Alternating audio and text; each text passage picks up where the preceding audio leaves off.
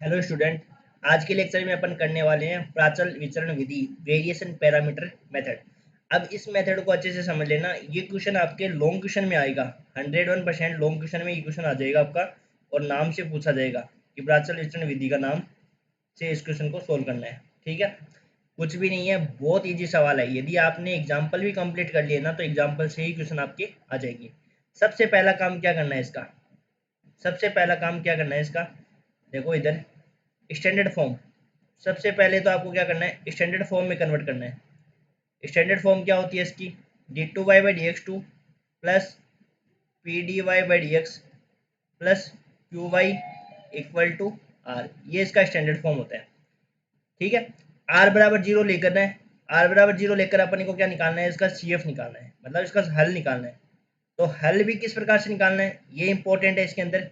ये जो हल है ना, ये सबसे इंपॉर्टेंट है। और हल किस प्रकार का होना चाहिए, इस प्रकार का होना चाहिए, C1u plus C2v। C1u plus C2v, और C1 C2v ये क्या है, कांस्टेंट है। और u और v किसके फलन है, अक्ष के फंक्शन। ठीक है, सबसे पहले स्टैंडर्ड फॉर्म में। और r बराबर यहाँ पे क्या लिख लो, जीरो। जीरो लेकर इसका क्या निकालना है, हल निकालना है। अब आप कहोगे कि सर हल कैसे निकाल सकते हैं। हल यदि मान लो यदि कोई अचर गुणांकों वाली समीकरण बन जाएगी, तब तो उसका हल आपको पता है कि वो किस प्रकार से आएगा, वो इस प्रकार से आएगा, C1 प्लस C2 अक्ष स्क्वायर, इस प्रकार से हल आएगा।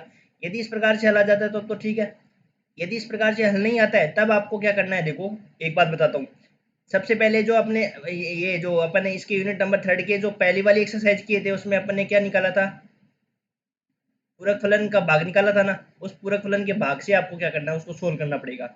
मतलब एक पूरक फलन का भाग निकाल लिया, फिर दूसरा पूरक फलन का भाग निकालना पड़ेगा।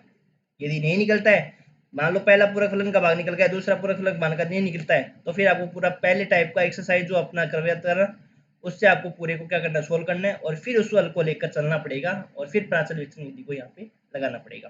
एग्जाम्पल बताऊंगा, सारे एग्जाम्पल लगभग कराऊंगा मैं यहाँ पे। ठीक है, और फिर अपने को क्या करना है, इस C1 C2 की जगह क्या रखना है, y रखना है, सॉरी C1 C2 की जगह क्या रखना है, a रखना है, a और b रखना है। ठीक है, फिर उसको क्या करना है, प्राचल विचलन विधि से इसको सोल्व करना है। कैसे सोल्व करोगे प्राचल विचलन विधि से, देखो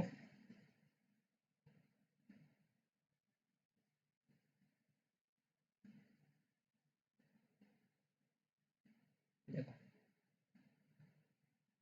ये जैसे हमने सॉल्यूशन मान लिया y बराबर ए यू प्लस बी वी। तो क्या करना है, देखो सबसे पहले क्या करना है, a के रिस्पेक्ट में डिफरेंशिएशन करना है। तो D A upon D X into U को ऐसे रखना है। फिर b के रिस्पेक्ट में D B upon D X into V equal to zero. फिर क्या करना है, u का करना है। तो D A upon D X D U upon D X plus D B upon D X और D B upon D X, और इक्वल टू में क्या रखना है, आर रखना है। यहाँ पे जो स्टैंडर्ड फॉर्म में आर आएगा ना, उस आर को यहाँ पे पुट करना है।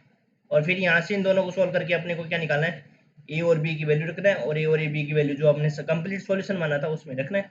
बस ये आपका शॉर्ट फॉर्म हो जाएगा। शॉर्टली भी आप समझ सकते हो। सबसे पहले स्टैंडर्ड फॉर्म में कन्वर्ट करो, फिर क्या करो, इसका सॉल्यूशन निकालो। सॉल्यूशन निकाल के फिर इसका सॉल्यूशन मानो y equal to a u plus b b, और फिर इस प्रकार से आप इसको सोल्व करना है। ठीक है, देखो एग्जाम्पल 1 2013 में पूछा हुआ है। सबसे पहले स्टैंडर्ड फॉर्म में कन्वर्ट करो। स्टैंडर्ड फॉर्म में है, तो यहाँ पे p की वैल्यू, q की वैल्यू और r की वैल्यू। r बराबर यहाँ पे जीरो ले लो, r बराबर क्या ले लो, जीरो ले लो। तो जब r बराबर यहाँ पे जीरो लेंगे ना, देखो तो डी स्क्वायर प्लस ए स्क्वायर वाई, ये क्या बन गई, अचर गुणांकों वाली समीकरण बन गई। तो एम स्क्वायर इक्वल टू हो जाएगा प्लस माइनस आयोटा ही बनेगा। तो यहाँ पे सॉल्यूशन क्या हो जाएगा, y equal to C1 cos x plus C2 sin x. इस प्रकार का ही अपने को सॉल्यूशन चाहिए। तो आगे सॉल्यूशन, फिर इसका कंप्लीट सॉल्यूशन क्या मानेंगे, a cos x plus b sin x, ये सॉल्यूशन मानेंगे और इसको लेकर अपन चलेंगे। देखो यहाँ तक समझ में आ गया होगा आपको।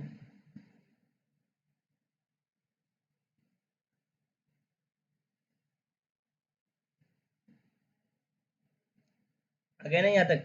अब देखो इसको सॉल्यूशन को लेकर चलना है, ये सॉल्यूशन हो गया। एक बार ए के रिस्पेक्ट में d upon D x cos x को ऐसे रखो, d B upon D x sine x.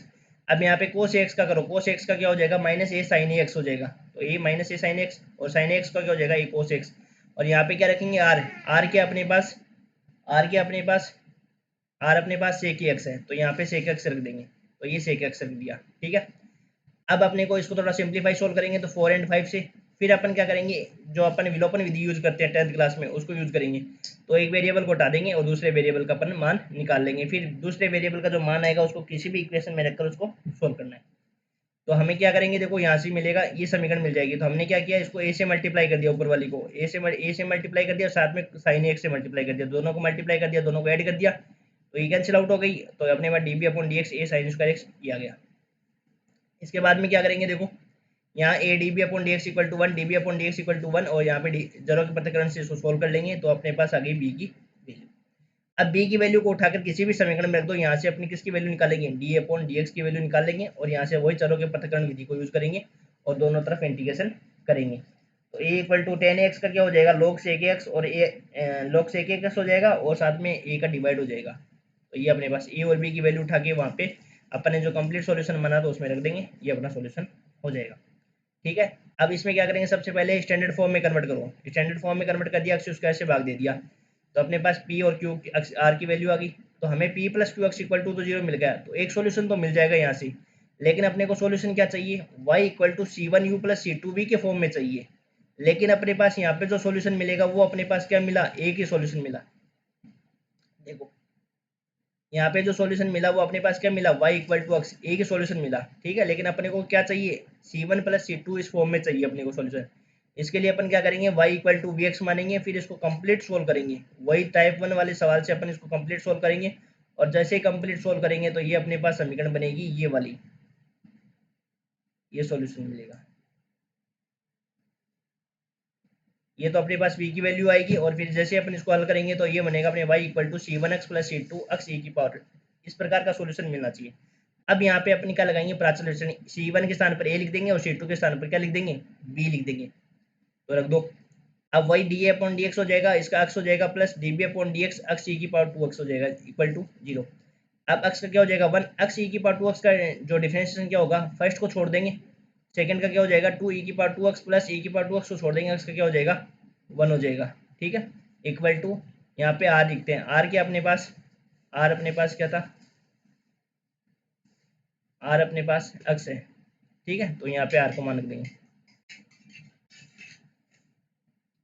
तो अब इनको क्या करेंगे, सोल्व करेंगे। सोल्व करेंगे तो अपने पास डी अपॉन डी एक्स से कैंसिल आउट हो जाएगा, और यहाँ से d B upon D x की वैल्यू आ जाएगी, और D B upon D x की वैल्यू ये अपने पास आ जाएगी। तो अपन क्या करेंगे, वही चरों का पृथक्करण लगा देंगे, तो यहाँ से बी की वैल्यू आ जाएगी। बी की वैल्यू किसी भी इक्वेशन में रख दो, तो अपन क्या रख देंगे, ए की वैल्यू निकाल लेंगे। फिर लास्ट में जो कंप्लीट सॉल्यूशन है उसमें ए और बी दोनों की वैल्यू उठाकर रख देंगे। ठीक है, तो ये अपना हो गया। फिर इसमें लगाएंगे प्राचल, वही एक्स स्क्वायर से डिवाइड करेंगे। अब देखो ये समीकरण किस में कन्वर्ट हो गई, ये समीकरण होमोजीनियस वाली होगी, समघात रेखिक अवकल समीकरण होगी। तो समघात रेखिक अवकल समीकरण से जब इसको सोल्व करेंगे तो अपने पास वही सॉल्यूशन आ जाएगा। देखो इस प्रकार का सॉल्यूशन चाहिए अपने को, ये ध्यान रखना, ये सॉल्यूशन अपने को चाहिए। इसके बाद में प्राचल विचलन विधि, C1 के स्थान पर ए हो जाएगा और इसके स्थान पर, तो आपको क्या करना है, आर बराबर जीरो लेकर किसी भी विधि से, मैंने ये लिखाया था कि किसी भी विधि से आप इसका क्या निकालो, कंप्लीट वो सॉल्यूशन निकालो।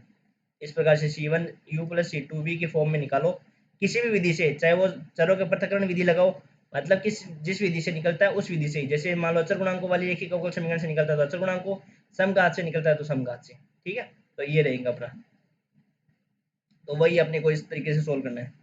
फिर ये वाला भी एग्जाम्पल इंपॉर्टेंट है, तो इसके पांचों छह एग्जाम्पल देख लेना, सरल से मैंने सारे एग्जाम्पल इसमें करवाए हुए। ठीक है, ठीक है, थैंक यू।